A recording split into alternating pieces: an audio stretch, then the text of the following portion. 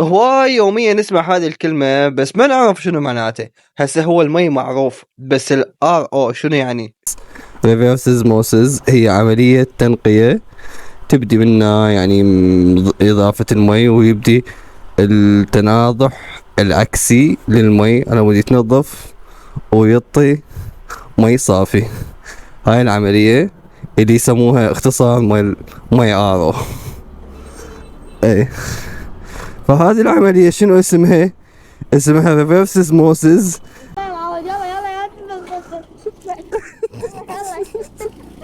يلا مشينا.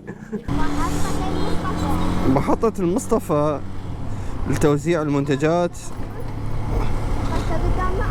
قالوا من لك المعلومات؟ من حج جوجل. ما تستحي تاخذ معلومات من جوجل؟ معلومات هسه مو بس سيدي ياخذ معلومات من جوجل، يعني عادي ترى يعني. وشنو حتى؟ حلو هذا. والله مو بس احبك.